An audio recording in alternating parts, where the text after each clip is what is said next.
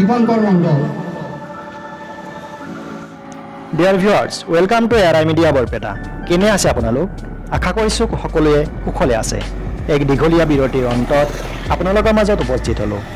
আজি আমি যাওঁ বলক এনে এক ঠাইলৈ য'ত অনুষ্ঠিত হৈ আছে ৭৫ সংখ্যক স্বাধীনতা দিৱস উপলক্ষে জিলাভিত্তিত অনুষ্ঠিত হোৱা প্ৰতিযোগিতাৰ বিজয়ী হোৱা প্ৰতিযোগীসকলক মানপত্ৰ প্ৰদান কৰাৰ অনুষ্ঠান। তেন্তে পলম কিহৰ, গতিবেগ বঢ়োৱাৰহে কথা। যাওঁ বলক গন্তব্য স্থানলৈ। ভিডিঅ'টি শেষলৈকে থাকক আৰু উপভোগ কৰক।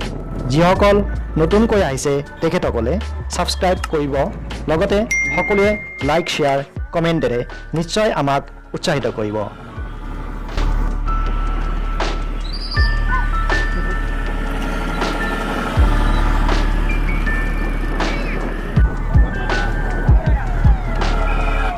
প্ৰিয় দৰ্শক, আমি আমাৰ গন্তব্যস্থান খন্তেক পিছতেই পাম। চাওঁ বলক তাত কি হৈ আছে।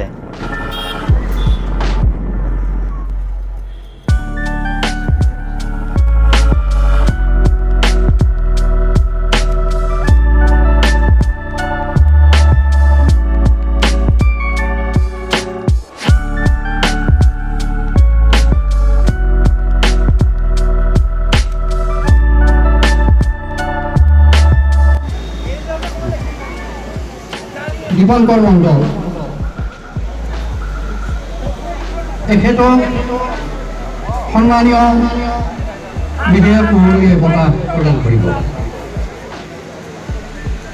তৃতীয় পুৰস্কাৰ নীলুফা জেছমিন, দ্বাদশ শ্ৰেণী, পালৰপাল হাইস্কুল, মানপত্ৰ সহিতে নগদ ২০০০ টকা প্ৰদান কৰা হৈছে।